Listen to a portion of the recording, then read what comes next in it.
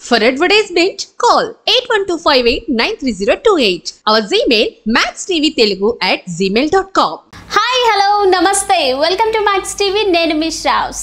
ఈరోజు మనతో పాటు ఉన్నారు Fidicus homeopathy CEO and chief doctor Bharadwaj గారు. మరి సార్తో మాట్లాడేద్దాం. నమస్తే సార్. నమస్తే అండి. సార్, మనం చాలా వరకు ఇన్ఫెర్టిలిటీ ప్రాబ్లమ్స్ అయితే ఎక్కువ చూస్తుంటాం. అది ఎయిదర్ మ్యాన్లో కానీ ఉమెన్లో కానీ. సో వాళ్ళు కన్సీవ్ అవ్వాలనుకుంటే హోమియోపతి మెడిసిన్ యూజ్ చేయొచ్చా సార్? రైట్. సో చాలా మంచి క్వశ్చన్ అండి. హోమియోపతి మెడిసిన్ ఎలా యూజ్ చేయాలి? చాలామంది కేసెస్ మన దగ్గరికి వస్తారనమాట. సార్, మేము పెళ్ళయింది, 1 year అయింది, 2 years అయింది, పిల్లలు లేరు, మాకు ఇప్పుడు పిల్లలు కావాలి అని వస్తారు చాలామంది. నాకు మొన్ననే ఒక ఆమె ఫోన్ చేసింది, మదనపల్లిలో ఉంటుంది ఆమె. ఫోన్ చేసిన వెంటనే, సార్ నాకు 2 బాబులు ఉన్నారు, నాకు ఇప్పుడు వెంటనే ఆడపిల్ల కావాలి సార్, నాకు ట్రీట్మెంట్ స్టార్ట్ చేయండి, అంత తొందరలో ఉంటారనమాట. సో బేసిక్గా ఇన్ఫర్టిలిటీ అనేది ఎందుకు వచ్చింది అని ఆలోచిస్తే, మనము ఇన్ఫర్టిలిటీ ఎందుకు వచ్చింది, అది లైఫ్ స్టైల్ డిజార్డర్.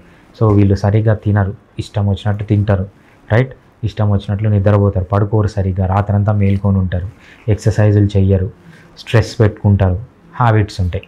ఈ 5 వల్ల హార్మోనల్ ఇంబ్యాలెన్స్ వస్తుంది. ఈ హార్మోనల్ ఇంబ్యాలెన్స్ రావడం వల్లనే మేల్లో అయినా ఫిమేల్లో అయినా ఇన్ఫర్టిలిటీ వస్తుంది. ఈ ఇన్ఫర్టిలిటీ ఉన్నప్పుడు వీళ్ళు అలోపతి, మనకు IVF సెంటర్లు, IUI సెంటర్లు ఉన్నాయి కదా, అక్కడ ఏం చేస్తారు వాళ్ళు అంటే, ఆల్రెడీ వీళ్ళకి హార్మోనల్ ఇంబ్యాలెన్స్ ఉంది, అక్కడ కూడా వాళ్ళు హార్మోన్సే ఇస్తారు. అంటే ఉన్న హార్మోనల్ ఇంబ్యాలెన్స్ని ఇంకా ఎక్కువ చేస్తారనమాట. పిల్లలు పుడతారు, పిల్లలు పుట్టడం కాదు కదా, పిల్లలు పుట్టినా మదర్ హెల్తీగా ఉండాలి, ఫాదర్ హెల్తీగా ఉండాలి, బేబీ హెల్తీగా ఉండాలి. సో వీళ్ళు ఏం చేస్తారంటే ఉన్న హార్మోనల్ ప్రాబ్లమ్స్ని ఇంకా ప్రాబ్లం చేసుకుంటారు. మనకు ఒక కేసు వచ్చిందనమాట. ఆమె 7 years పిల్లలు పుట్టడానికి మెడిసిన్స్ వాడిన తర్వాత ఆమెకు thyroid, hypothyroid, BP, sugar, psoriasis, లేని ప్రాబ్లం అంటూ లేదు, కిడ్నీ ప్రాబ్లం అన్నీ డెవలప్ అయ్యాయి ఈ 7 yearsలో. బేబీ పుట్టింది. బేబీ పుడితే బేబీకి ఆటిజం, చూపు సరిగ్గా లేదు, సరిగ్గా వినపడదు. ఇవంతా ఏంటంటే ఇన్ని మెడిసిన్స్ వాడడము, ఇంత హార్మోనల్ ఇంబ్యాలెన్స్ చేయడం వల్ల వచ్చిందనమాట. కానీ దీన్ని హోమియోపతిలో ఎలా హ్యాండిల్ చేస్తామంటే, ఏదైతే హార్మోనల్ ఇంబ్యాలెన్స్ ఉందో దాన్ని డైట్ ద్వారా, ఎక్సర్సైజ్ ద్వారా, అదేవిధంగా లైఫ్ స్టైల్ మోడిఫికేషన్స్ ద్వారా, మంచిగా నిద్రపోవడం వల్ల, హ్యాబిట్స్ తగ్గించి హోమియోపతి మెడిసిన్స్ వాడడం వల్ల ఏవైతే ఈ హార్మోనల్ ఇంబ్యాలెన్స్ ఉందో దాన్ని రివర్స్ చేస్తామన్నమాట. రివర్స్ చేసి పిల్లలు పుట్టే విధంగా చేస్తాం. అప్పుడు మదర్ హ్యాపీగా ఉంటుంది, హస్బెండ్ హ్యాపీగా ఉంటారు, పుట్టిన పిల్లలు హ్యాపీగా ఉంటారు. But this take time. కనీసం వాళ్ళ స్టేజ్ని బట్టి 1 year to 3 years ప్లాన్ అనమాట. సో నా దగ్గరకు వచ్చిన పేషెంట్ను వెంటనే అడుగుతాను, ఇవన్నీ చెప్పేస్తాను అనమాట. ఏం చేస్తానంటే, మీకు క్విక్ ఫిక్స్ కావాలంటే అక్కడికి వెళ్ళండి, క్విక్గా మీకు బేబీ కావాలంటే అక్కడికి వెళ్ళండి, ఇవన్నీ ప్రాబ్లమ్స్ ఉంటాయి. లేదు మదర్ హ్యాపీగా ఉండాలి, బేబీ హ్యాపీగా ఉండాలంటే హోమియోపతి ట్రీట్మెంట్ తీసుకోండి. చాలామంది హోమియోపతి ట్రీట్మెంట్ తీసుకుంటున్నారు. చాలామందికి ఇన్ఫర్టిలిటీ తగ్గి పిల్లలు పుట్టిన వాళ్ళు 100 మంది ఉన్నారు మన దగ్గర.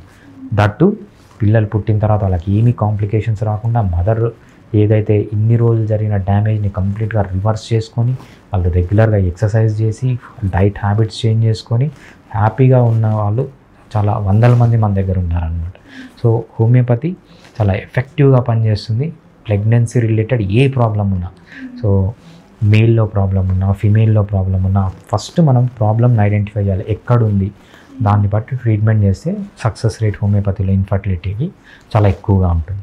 ఎస్, చాలా బాగా చెప్పారు sir. Thank you so much. Thanks అండి.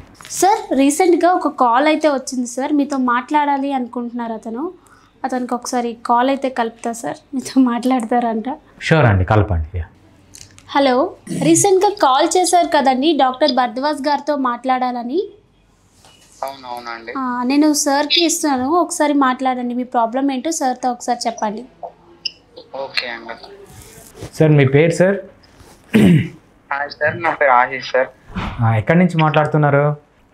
నేను వరంగల్ నుంచి మాట్లాడుతున్నా సార్. సార్ చెప్పండి సార్, ప్రాబ్లం ఏంటి? యాక్చువల్గా నేను ఒక 3 days బ్యాక్ ఒక రెస్టారెంట్లో వైట్ సాస్ పాస్తా తిన్నానండి. ఓకే.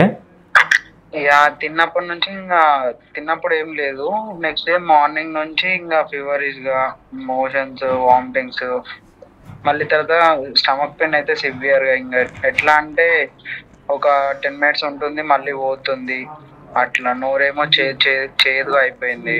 ఓకే. ఇక ఇది 2 days నుంచి ఇట్లానే ఉంది చాలా. టెంపరేచర్ కూడా చాలా ఎక్కువ ఉంది. రైట్. యా అండి. యా సార్, బేసిక్గా దీన్ని కామన్ లాంగ్వేజ్లో ఫుడ్ పాయిజనింగ్ అంటారు. సో మన మెడికల్ టర్మ్స్ వచ్చేటప్పటికి దీన్ని అక్యూట్ గ్యాస్ట్రైటిస్ అంటారు, ఆర్ అక్యూట్ జిఐ ఇన్ఫెక్షన్ అంటారు. సో ఇది దేనివల్ల వస్తుందంటే మీరు తిన్న ఫుడ్లో సో అంత క్లియర్గా లేకపోవడం వల్ల, అంటే మైక్రో ఆర్గానిజమ్స్ ఉండడం వల్ల వస్తుంది. సో ఇవేం చేస్తాయంటే మైక్రో ఆర్గానిజమ్స్ మీ గట్ని ఇన్ఫెక్ట్ చేసి దాన్ని ఇరిటేట్ చేస్తాయి అనమాట. అప్పుడు మీకు లూజ్ మోషన్స్ కానీ, వామిటింగ్స్ కానీ, ఏదైతే మీరు గ్రిప్పింగ్ పెయిన్ అంటున్నారో స్పాజ్మోడిక్ పెయిన్, కొంతసేపు గ్రిప్ ఇట్లా పట్టినట్లుంటుంది, కొంతసేపు తర్వాత నార్మల్గా అవుతుంది, మళ్ళీ వస్తుంది మళ్ళీ. సో దాన్ని స్పాజ్మోడిక్ పెయిన్ అంటాం అనమాట. ఇవన్నీ అక్యూట్ గ్యాస్ట్రైటిస్ సిమ్టమ్స్. సో దీని గురించి పెద్దగా వరీ కావాల్సిన అవసరం లేదండి. మీరు దగ్గరలో ఎవరైనా హోమియోపతి డాక్టర్ ఉంటే చూపించుకోండి. హోమియోపతిలో చాలా మంచి మెడిసిన్ ఉంటుంది. ఎస్పెషల్లీ మనకు నక్స్ వోమికా అని ఒక మెడిసిన్ ఉంటుంది.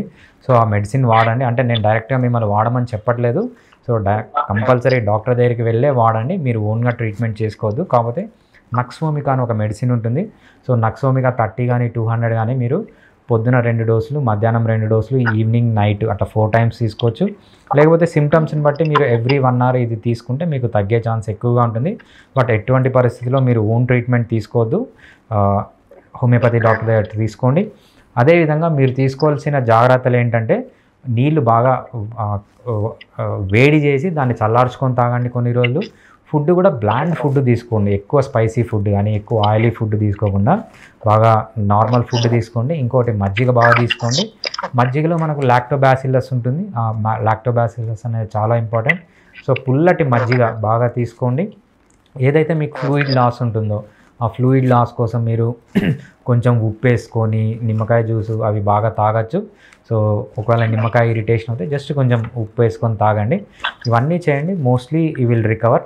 నెక్స్ట్ టైం నుంచి ఏంటంటే మీరు ఎక్కడన్నా హోటల్కి వెళ్ళినప్పుడు ఫుడ్ ఫ్రెష్గా ఉందా లేదా, అదేవిధంగా ఫుడ్ చల్లగా అయిపోయిందా, లేకపోతే ఫుడ్ ఏమన్నా స్పాయిల్ అయిందా అని కంప్లీట్గా మీరు ఆలోచించి ఫ్రెష్ ఫుడ్ ఉండాలి, లేకపోతే ఫ్రెష్గా చేసిన ఫుడ్ ఉండాలి. ఎస్పెషల్లీ రైనీ సీజన్, ఈ రైనీ సీజన్లో ఏమవుతుందంటే మనకు కంటామినేషన్ ఎక్కువ ఉంటుంది. వాటర్లో మైక్రో ఆర్గానిజమ్స్ ఎక్కువ కలుస్తుంటాయి అనమాట. వాటర్ కూడా బయట ఏ వాటర్ పడితే ఆ వాటర్ తీసుకోకుండా సో చాలా జాగ్రత్తగా ఉండడం ఇంపార్టెంట్ అండి. ఇంకేమన్నా క్వశ్చన్స్ ఉన్నాయా మీకు ఈ ప్రాబ్లం గురించి? లేదండి. ఓకే అండి, థ్యాంక్ యూ. చూసారు కదా ఫ్రెండ్స్, మీరు కూడా ఎలాంటి హెల్త్ ప్రాబ్లమ్స్తో ఫేస్ చేస్తున్నా కమెంట్ సెక్షన్లో కమెంట్ చేయండి. అలాగే కింద స్క్రోల్ అవుతున్న నెంబర్కి కాల్ చేయండి, అపాయింట్మెంట్ తీసుకోండి. Thank you so much.